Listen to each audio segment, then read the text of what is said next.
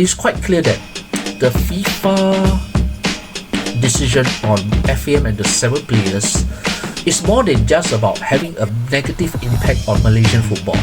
It has consequences on how Indonesian football is being viewed, and also for a small part Vietnam, because Vietnam will feel more emboldened that they've done the right thing alongside Thailand and maybe Indonesia, when they all three would say, Malaysia, you all never do your paperwork properly again sudah lah, tak boleh. Not your first time, you always kena FIFA intervention, FIFA investigation over this transfer lah, unpaid salary lah, this lah, that lah. But ultimately, it is down to a combination of factors that complicates this situation further. It's not just about Malaysian football taking a massive hit, although unlikely to be at the depths of 94 or 2007, but it could impact Klemowski's future as the men's national head coach. It could impact the status of the project that has been funded by the Malaysian government. In the late hours of Friday night, World Football Governing Body FIFA threw a bombshell that caught many Malaysian football supporters by surprise, and perhaps some glee from the Vietnamese and, to an extent, Indonesian supporters, as FIFA sanctioned the Football Association of Malaysia and the 7 players who were involved in the Harimau Malaya's 4-0 victory over Vietnam in their Asian Cup qualifying back in June this year. And while this is not the first time Malaysian football has been in hot soup with FIFA, the decision that was meted out by the world's football governing body has seismic consequences for all parties involved. And this is one of a rather unprecedented, very epic proportions. And this is something that Tanya J will attempt to dissect what has really happened, what are the consequences involved, and whether there are precedents involving this, and what are the likely scenarios that could occur in the event that FAM is either found, 1, not guilty, cleared after an appeal that shows proper documentations, or B, the negative side where, in spite of the appeal, FIFA and perhaps the Court of Arbitration of Sports, which I will, in second mention, I will use, say, CAS, reject FAM's explanation and impose heavy sanctions on Malaysian football, or primarily FAM and those involved in the Harimau Malaya project. So, what exactly happened in those late hours on Friday night Malaysia time? At 2200 hours Malaysia time, FIFA threw the rulebook at FAM on the following details. FAM and the 7 players involved had breached Article 22 of the FIFA Disciplinary Code 2025 for their involvement against Vietnam in the Asian Cup qualifier. FAM was fined 350,000 Swiss francs, which translates to 1.84 million ringgit, while all 7 players are immediately banned from all football activities for a year, and each of them was fined 2,000 Swiss francs, which is the equivalent of 10,558 ringgit each. And those clubs who are affected by the immediate cessation of those players involved were Malaysian champions Johor Darul Takzim, who have 3 of the affected players involved, John Irazabal, Hector Havel, and João Figueiredo. La Liga side Deportivo Alves, where defender Facundo Garces is currently playing. A lower Spanish division club, 3rd tier, Unionistas de Salamanca, where Gabriel Palmero is currently playing on loan from Tenerife. Colombian top flight side America de Cali, where Rodrigo Hogaldo is in their books, and finally Argentinian side Vélez Sarsfield, where Emmanuel Machuca is currently playing for. And for these 5 clubs, they have to stop using those 7 players. And interestingly, all these 7 players were naturalized as heritage players under the Harimau Malaya project that kicked off in earnest at the start of this year under the vision of the current region of Johor Tunku Ismail Ibrahim, and under the supervision of the CEO Rob Friend and their head coach Peter Klemowski. Now, to provide a context on the background on which how these sanctions came about, we have to look back at that 4-0 victory over Vietnam back in June at the Bukit Jalil National Stadium in this case. So Malaysia actually took on Vietnam, having not defeated them for more than a decade. And when they played Vietnam, the current reigning ASEAN champions, at home, 5 of the 7 players were starters. Hector Havel was making his 2nd or 3rd appearance for Harimau Malaya, with 4 others: Facundo Garces, John Irazabal, João Figueiredo and Rodrigo Hogaldo making their international debuts for Malaysia.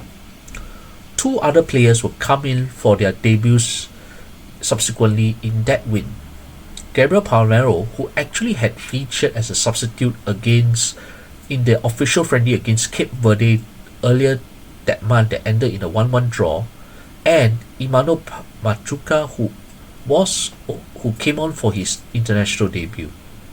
And it was after that win that FIFA revealed in the disciplinary FIFA media release that a complaint was actually filed to them over the eligibility of those 7 players. And out of those 7, 6 of them were making their competitive debuts for Malaysia, while Havel was actually involved in Malaysia's opening 2-0 win over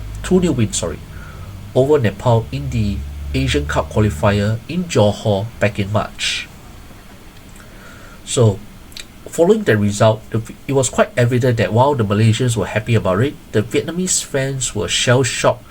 The Vietnam nationality was shell-shocked, and unfortunately, when it comes to banter, when it comes to all the information and all the talk when it comes to Southeast Asian football, especially in the national team scene, you will have the Indonesians will come in, and quite a number of Vietnamese and Indonesians were wondering where those players whose previous nationalities range from Spanish, Argentinian, and even a Brazilian, where did they all come from? Where did they get their Malaysian heritage from? Because in a nutshell, when it comes to naturalization of a player who wants to switch allegiance from his country of birth to a different nation, he or she needs to fulfill 2 criteria.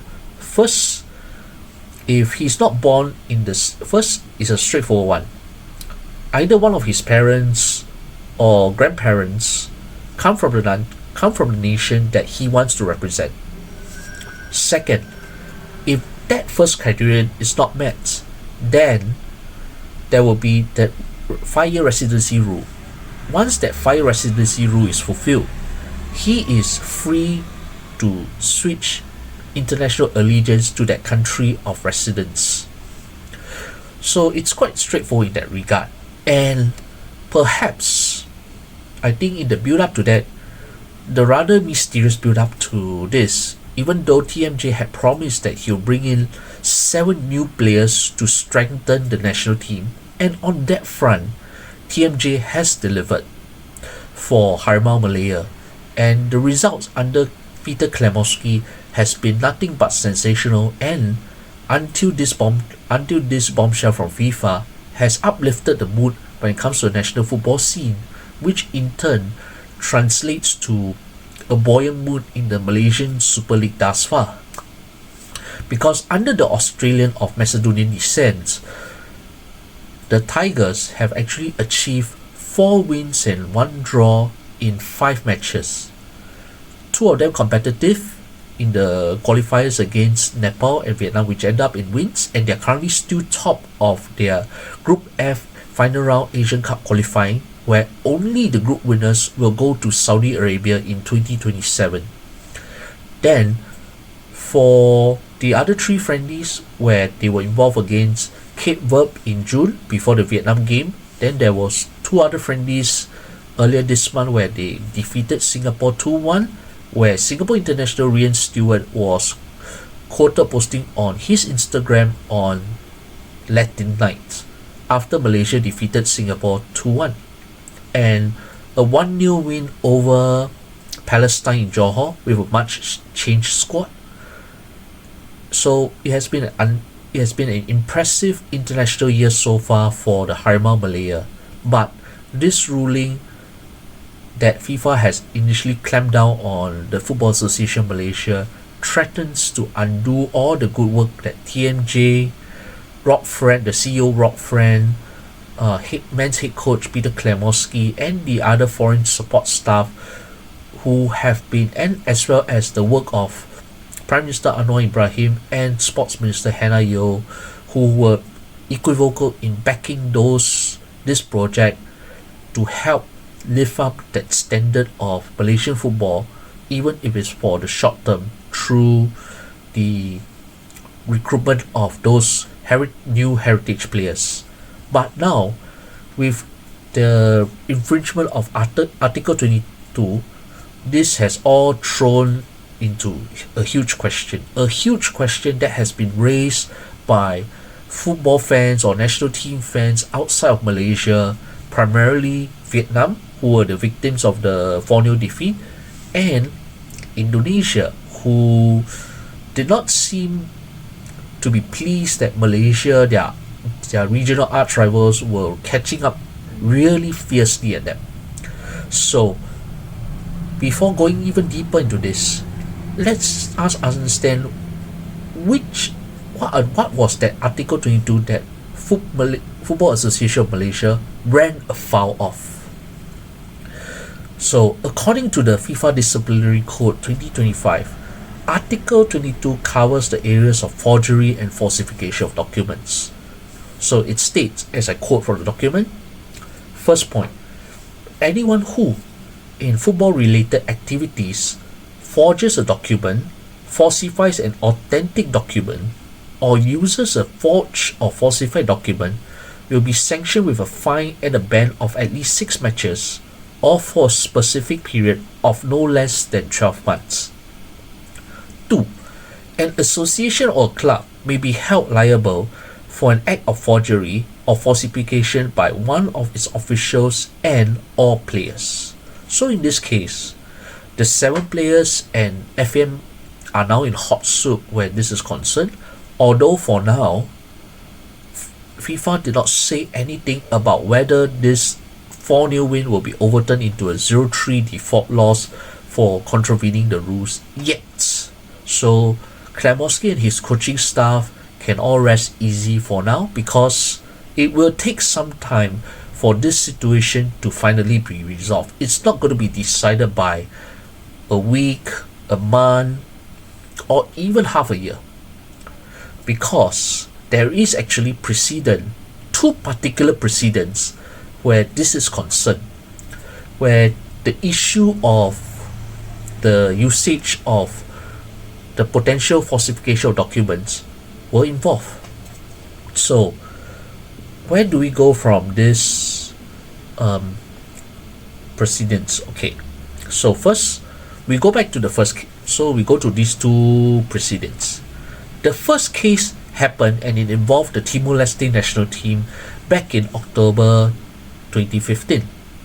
That's close to 10 years ago, when the Palestine Football Association filed a complaint to FIFA over the eligibility of 7 players who started for the host team in the World Cup qualifier in Delhi. That match ended in a 1-1 draw. And following that complaint, FIFA and the Asian Football Confederation (AFC) did a probe, and the outcome was published by the AFC in a press release on 20th of January 2017. This was what they found. They found that inside AFC's player registration system, there were 12 Brazilian players registered, and they were found with falsified documents.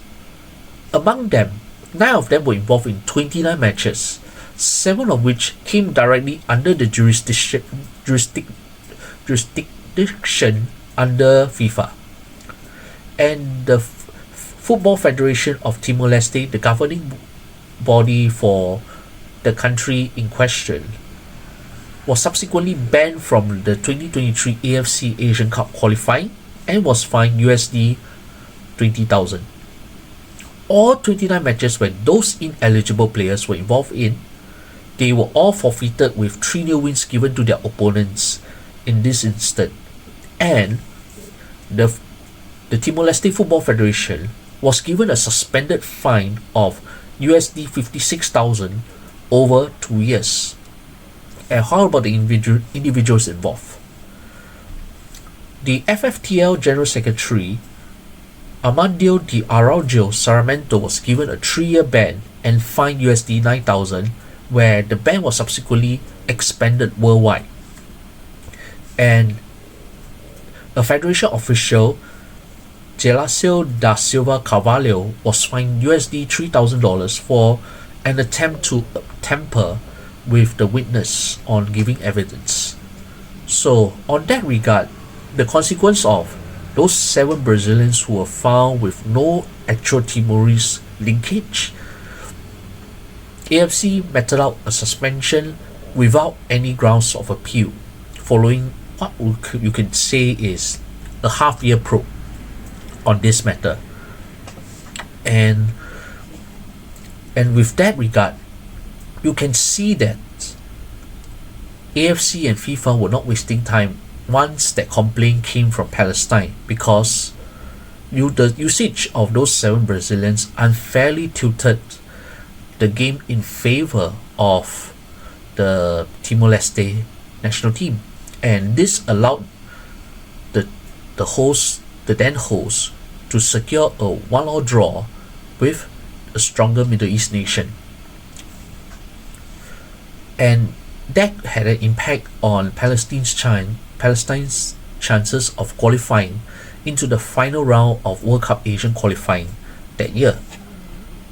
So now moving on now to the second case in question, that precedent that I was mentioning. That one was more recent. It happened in 2022 when Ecuador had this player Brian Castillo, who was actually born in Colombia in 1995, a different year from what was listed on his Ecuadorian passport. He played in 8 of Ecuador's 18 matches in the 2022 FIFA World Cup South American qualifying league phase. And in March 2022, following the conclusion of the league phase where Ecuador secured the last automatic spot for Qatar 2022, Peru and Chile complained to FIFA over his eligibility after he was involved in games involving these 2 affected nations. For the results that were in Ecuador's favor had an impact on the final standings, and this forced the two unhappy federations to face each other, and subsequently one of them facing Australia in their respective failed World Cup qualifying playoff journeys. And after FIFA said that there was no issue with this play in question, Chile remained unhappy, and it brought the matter up all the way to the CAS. And just weeks before the World Cup in Qatar was about to kick off, on 9th of November 2022, CAS ruled that while Castillo's Ecuadorian passport was genuine, some of the details inside his passport were false. So, while Ecuador were cleared to play in the World Cup finals in Qatar, the Football Federation of Ecuador was given a 3-point deduction for improper documentation, and that was carried over to that 3-point deduction was imposed in the 2026 FIFA World Cup South American qualifying league phase, for which they have successfully qualified for next year's World Cup in North America.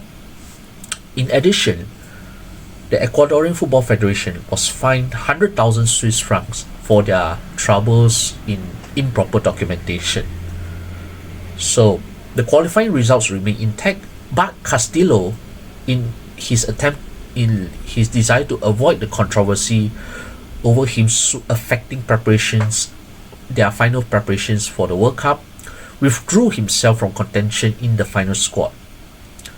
And on the 18th of November 2022, from an article on Sports Gazette UK online, an Ecuador fan, Martin Benitez, claimed that the Ecuadorian Football Federation waited for the proper paperwork from the government before Castillo played for the national team. So from these two precedents, you could see that it is quite likely that FAM probably used the second method, where they actually waited for clearance from the government authorities before those 6 new players were actually fielded in a 5 new players plus Hector Havel and Gabriel Palermo, before they were fielded in that game against Vietnam. So with these precedents, having explained those precedents, having explained the punishment, and also I think in the statement that FIFA gave, there was one particular phrase that needs to be pointed out. So in that FIFA press release, it was actually mentioned that Football Association of Malaysia and the 7 affected players, they had to file a motivated decision in which the full catalogue of decision making, or the full details of their original decision making, will be reviewed on the legal page on the Inside FIFA website. So in this context, what is a motivated decision, before I move on to the consequences, the implications of this? I think in a nutshell, the motivated decision refers to decision in this context under the sports legalese or sports law, where it refers to a decision made by a sports organization or individual that serves to achieve a specific goal. And in this context, where the specific goal is concerned, it could be whether they are genuine in their desire to play for this new nation, whether the roots that they claim that they come from through particularly their grandparents will have sufficient ground. And this is where I expect TMJ, the Malaysian government, FAM to all provide that proper legalese, because in response to that FIFA decision, FM actually said this, that they have done proper documentation and submitted it, and they had also waited for FIFA to give the green light before handing the debut caps to those affected players. I think it much earlier for Hector Havel back in March, and Gabriel Palermo in the game against Cape Verde, but the other 5 make their debuts against Vietnam. So in this context, you can see that FM insisted that they have acted in good faith and ensured that all the documentation was in complete good order. And it was also mentioned that FIFA themselves gave the green light before they fielded those 5 new players against Vietnam. So after the result that saw Malaysia emerge victorious, it was quite rather telling that while Vietnam were naturally shell-shocked and would likely have filed complaint, but this episode, particularly through this FIFA press release, exposed something more than just what could have been a falsification of documents and all that. Could it be a potential case of sour grapes because Malaysia was suddenly rising very fast under Peter Klemowski, and because of these new naturalized players who for the others, especially their rivals, came out of nowhere before this year. It's like Southeast Asia have never heard of these seven before the year. Of course, they have an eighth naturalized player who was in the recent national team during the window earlier this month. Richard Chin and his agents, agent and all that, they had gone through those proper documentation for at least a few years before he finally made his debut against Palestine. So in Richard Chin's case, it is pretty straightforward. His grandparents had Malaysian Chinese ancestry. They were born in Malaysia or Malaya before they emigrated to the United Kingdom, where Chin was born and has been based since. So in that regard, Richard Chin's paperwork and eligibility are in order. I think for him, he's safe. But these seven who are currently suspended with immediate effect, question marks do remain, because they have never heard of them out in Southeast Asia before they emerge. Because unlike your early batches of naturalized players, whether it was the first heritage player in Brandon Gunn, who was already known in Malaysia through his ancestry, where he has a Malaysian parent, while he was carving out his professional football career in Australia, and he's currently back there playing in the state leagues. Or even your likes of Paulo Jose, Romel Morales, and the others, they have actually stayed at least 5 years in Malaysia before they were given the Malaysian passport to play for the Harimau Malaya. So in the previous batches of naturalized players who played for the national team, all documentation was proper, all documentation was good, so there were no issues. Even though some locals and the veterans, especially the legends, they were unhappy over, like, why are we using those import players? Why are the locals not being used? But that is a slightly different topic for the day, because this topic is on the eligibility of the players, whether there is a real case of naturalization.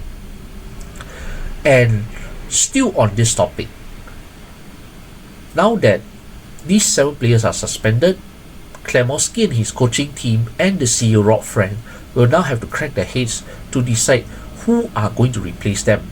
Because currently they will still have your Dion Kus, who is the new captain, Noah Lyon, Paulo Jose, who was unused in the September matches, Romel Morales, who made a cameo appearance against Singapore or Palestine. Then the usual suspects will be there minus those 7 or 5 of them, because one of them was injured and another was not given permission by his Argentinian club to travel to Kuala Lumpur to travel to Malaysia for one of the friendlies. So in this case, they will have to decide who their immediate replacements are. Who's going to replace Hector Havel? Who's going to replace John Irazabal in the heart of the 3-man defense? Is John Kus going to have to shift deeper to marshal the defense as the captain and the steadiest figure in the back line? And who is going to replace those huge scoring boots of Figueiredo? Because Figueiredo, ever since he signed for Johor Darul Takzim, he has shown that he's a very prolific finisher. You can depend on him for goals. Whether it was for club and country, he was dependable. He was sharp.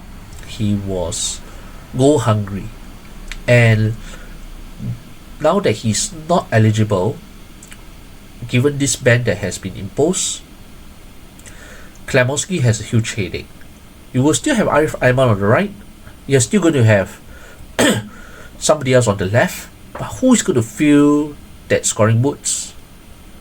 In the middle, under Klemowski's high pressing 5-3-2 or 5-2-3 wing back formation. That formation that has served him so well so far this year, as they are unbeaten after 5 official matches. 4 wins, 1 draw, as I recap this. But still, this has put a huge jolt on Malaysian football, this decision, because right now, already this is the biggest crisis Tunku Ismail Ibrahim has had to face in his football journey.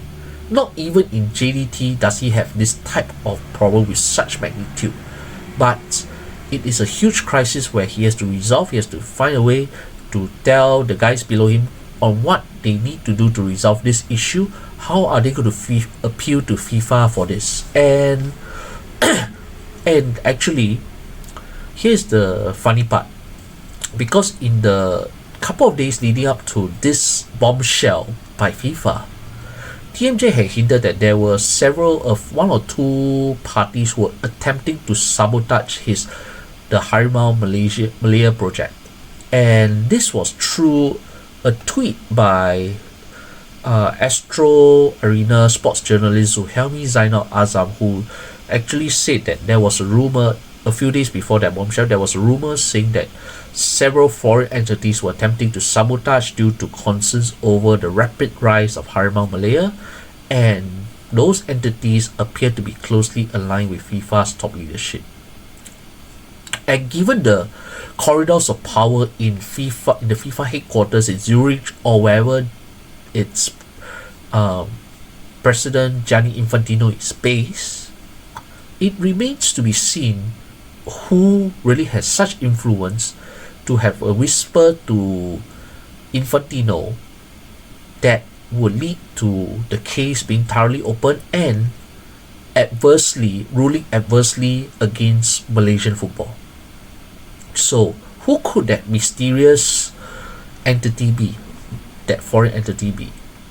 Usually we would say that it's Vietnam, because they were the ones who bore the brunt of that defeat, who were shell-shocked, and they probably have their questions over the eligibility of these players.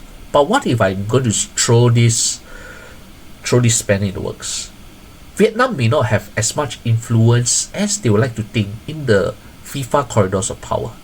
So who could that be? Because Malaysian football currently has one representative inside what is considered the inner circle of FIFA decision making, the council. The FM honorary president Tan Sri Hamidin Amin. However, then this is a big however, Tan Sri Hamidin is only a member in that council, elected through the AFC elections. But it's somebody in Southeast Asia who is not inside the council but has had tremendous deep ties inside the World Football Governing Body.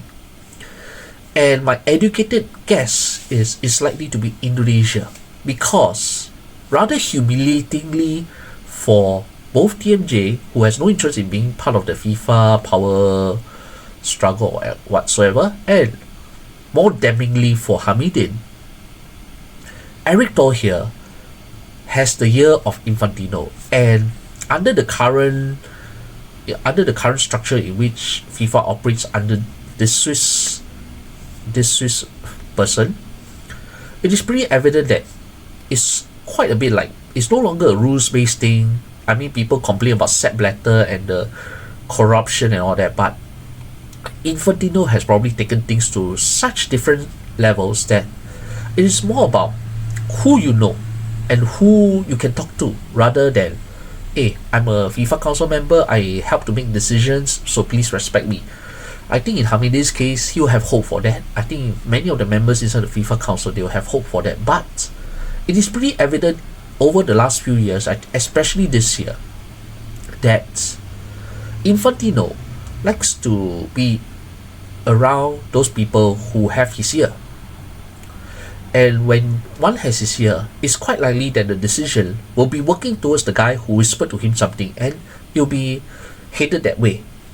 Unfortunately, that person in Southeast Asia is not Hamidin.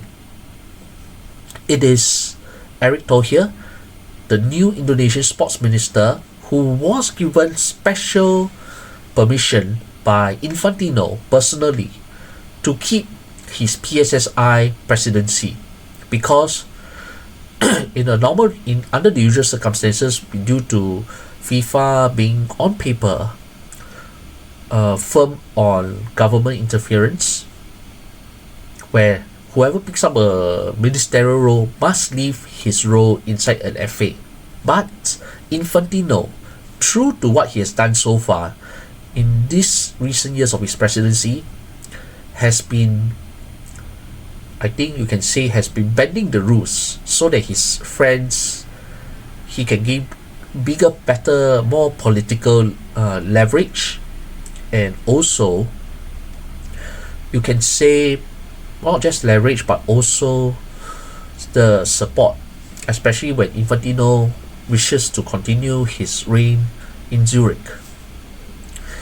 And given Eric Doher's experience in European football, in the major soccer league, and also his government expertise, having successfully run the 2018 Asian Games when he came in to help salvage and restructure the organization of running the multi-sports event, Doher has had the trust and confidence of Infantino in a way that Hamidin never had, despite officially being a FIFA Council member.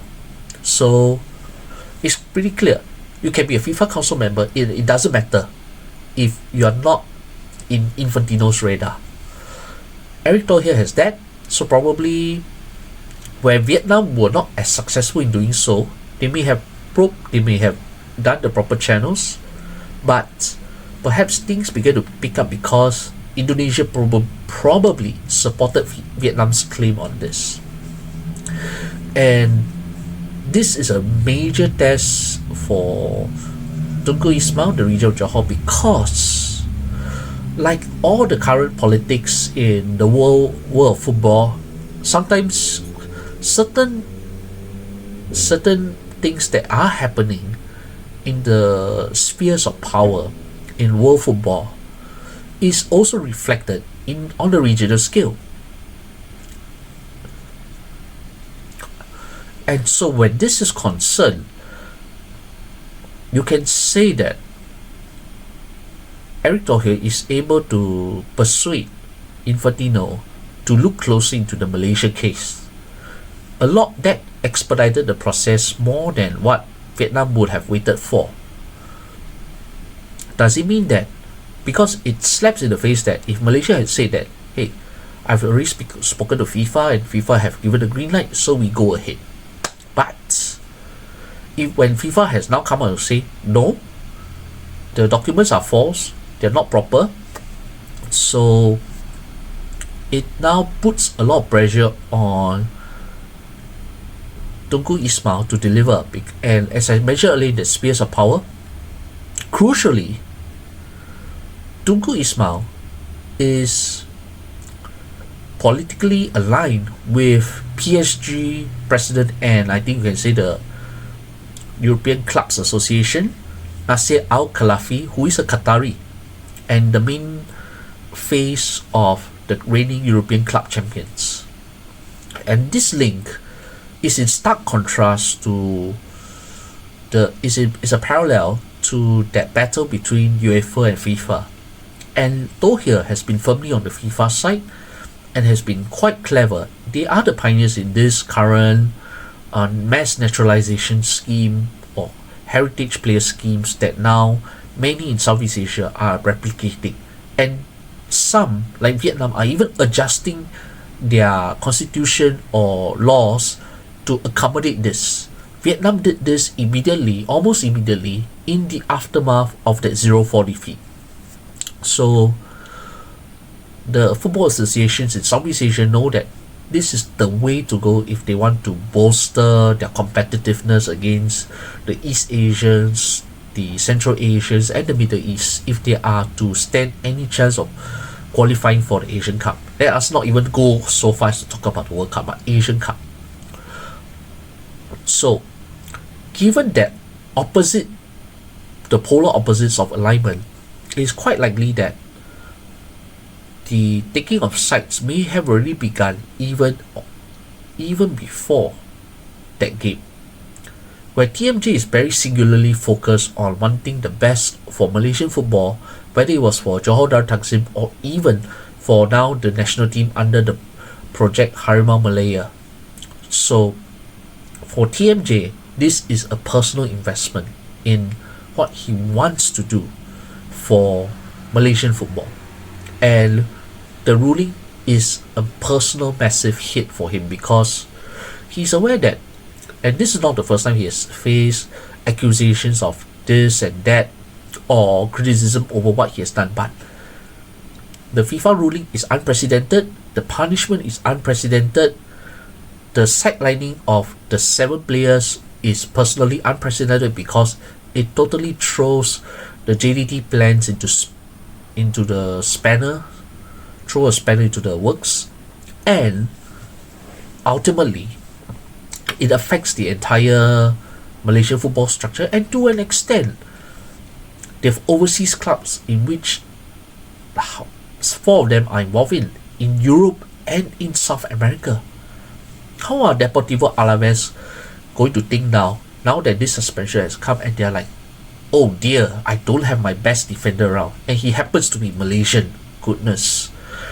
Or for American Nicali of Colombia and Vélez Sarsfield of Argentina, they will be like tearing their hairs out over this FIFA decision that they cannot feel either Rodrigo Hodogaldo or Imano Machucha respectively for their competitive domestic games, because it has repercussions. And not only that,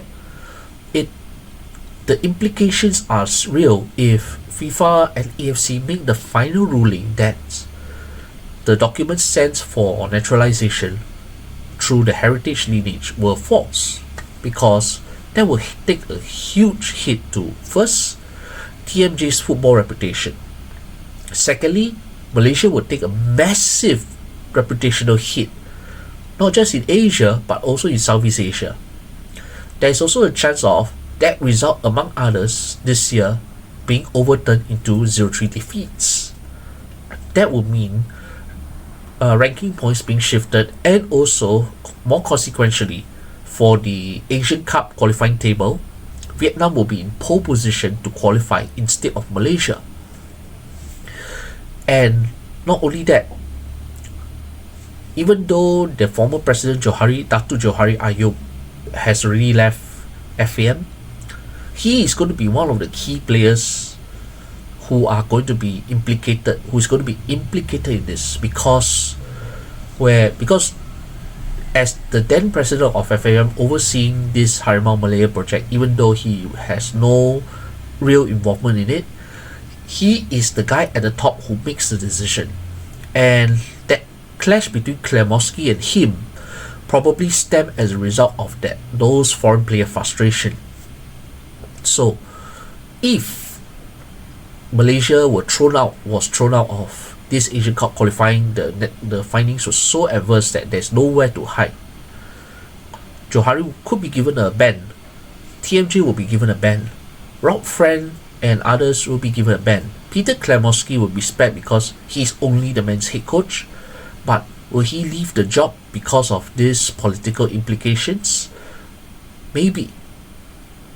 How about the other staff? They will leave because the project will be under shambles, and politically it will look very bad on the Malaysia Prime Minister Anwar Ibrahim and the Malaysian Sports Minister Hannah Yeoh, and it will hinder their political chances ahead of the next general elections, which are due in a few years' time.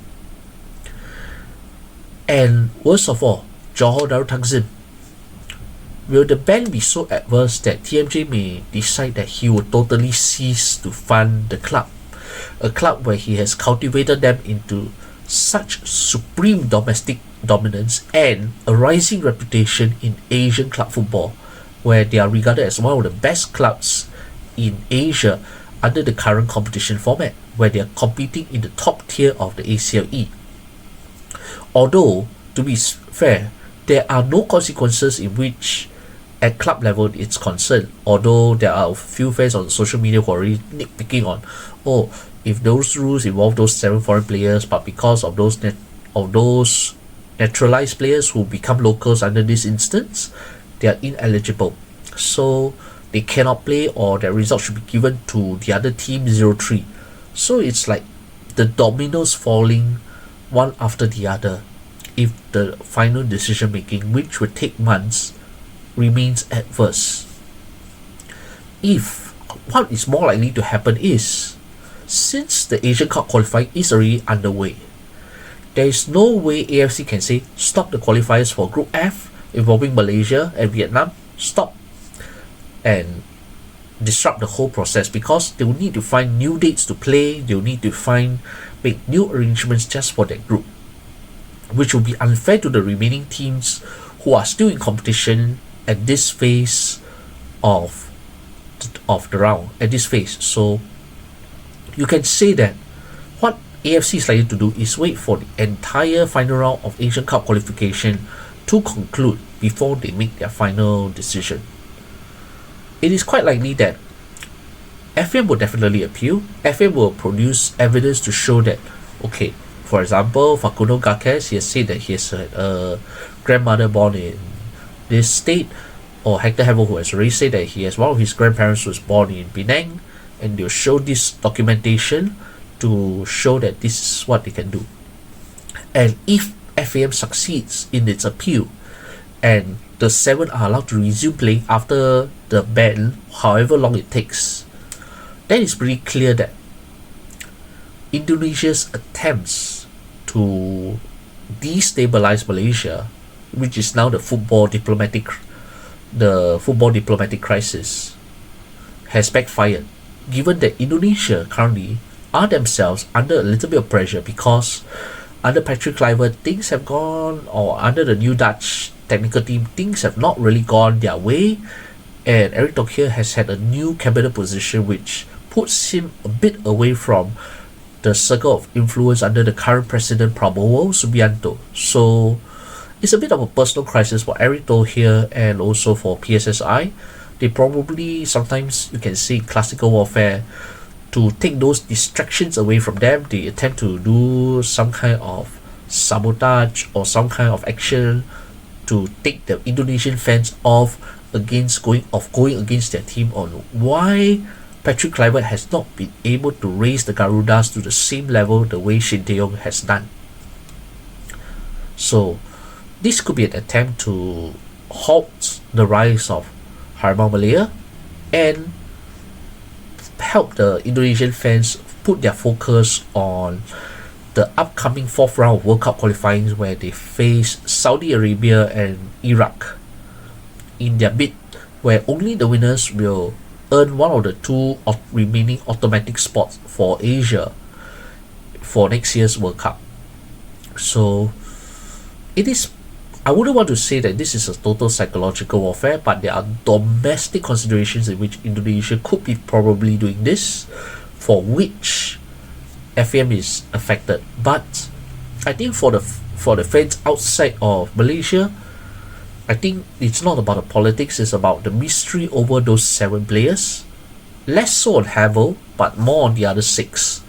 Where did they come from? Why did they come of nowhere to play for Malaysia, when maybe on appearances alone, from the looks alone, from even the mentality, the language they speak, the thinking, they don't look Malaysian. So that's why those fans have continued to harbor those suspicions, and particularly the Indonesians, because of this guy who is, I believe, linked to who is actually quite linked to Thohir, the PSSI president, the Indonesian football pundit Justinus Laksana, who is also better known as Coach Justin. He is the one who accused of FM for bypassing the international eligibility laws to allow those 7 to play against Vietnam, and that accusation was made back in a podcast in July, and he claimed that FIFA had already slapped Malaysia and the FM with a suspension until 2027, which has been refuted by both FIFA and also FM itself. Unfortunately, after FIFA gave its own verdict on the player eligibility issue, the Malaysian media has already reported that the AFC General Secretary Dr. Winsor John has confirmed that these suspensions have been relayed to them as well. So right now, in a way, the ball is in AFC's court to decide whether they want to take the approach that they did to Timor-Leste back in 2017, or perhaps take a rather more latitudinal approach where they will allow those players to finish Malaysia to finish their qualifying campaign, Malaysia qualify for the Asian Cup, and perhaps wait until the qualifying phase is over, and then AFC may make a final decision by then, because it's quite clear that AFC, because it's their flagship tournament, they will make the final decision in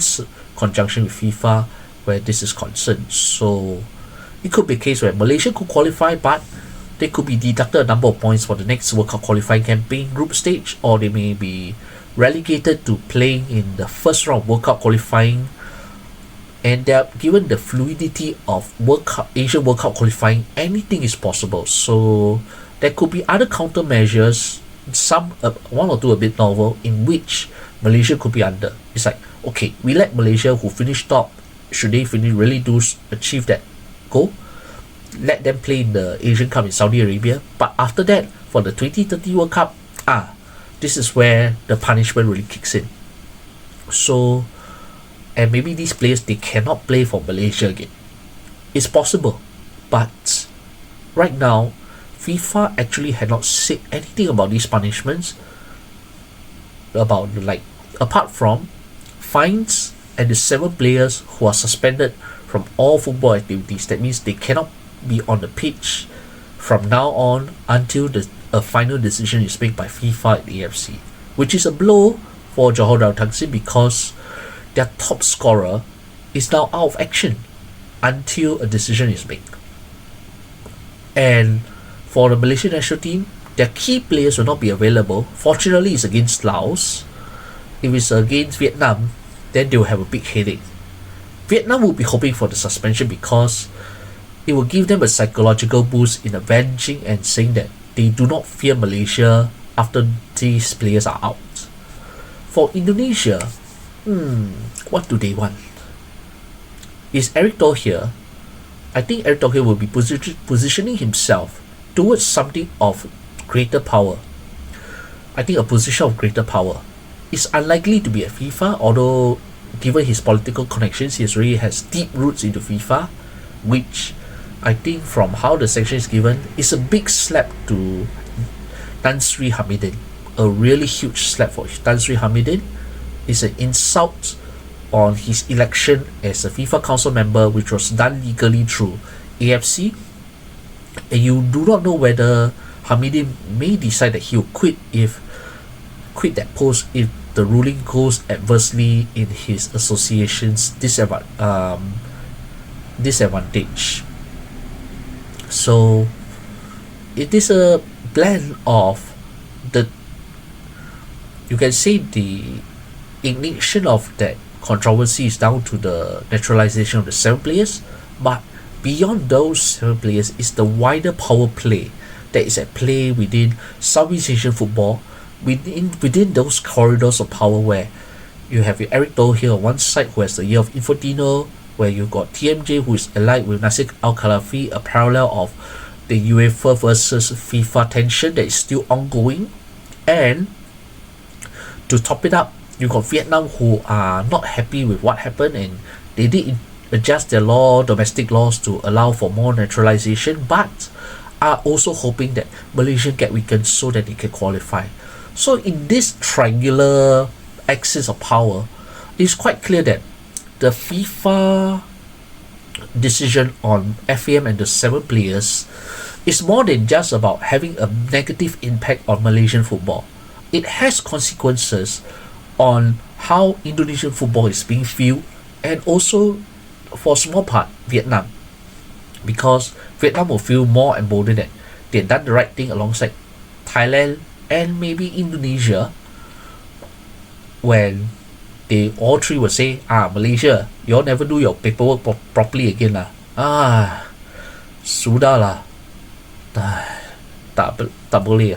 Not your first time, you always kena FIFA intervention, FIFA investigation over this transfer lah, unpaid salary lah, this lah, that lah. But ultimately, it is down to a combination of factors that complicates this situation further. It's not just about Malaysian football taking a massive hit, although unlikely to be at the depths of 94 or 2007, but it could impact Klemowski's future as the men's national head coach. It could impact the status of the project that has been funded by the Malaysian government.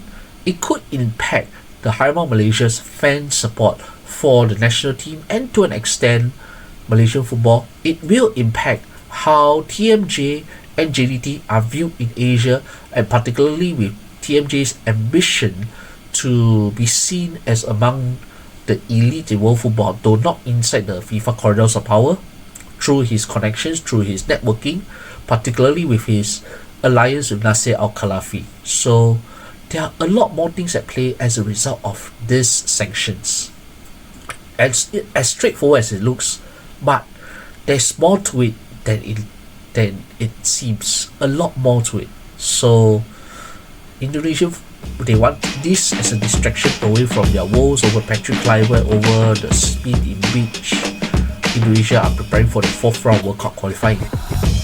So multifaceted issues at play over one single FIFA directive on FAM and those 7 players. I think it's going to be an interesting months ahead as Malaysia will continue their campaign. They will complete their campaign, but whether they'll get on the plane to Saudi Arabia should they finish first, that will be where FIFA and AFC may either give the green light or otherwise. And with those two precedents that I mentioned, this is where things are going to get very interesting.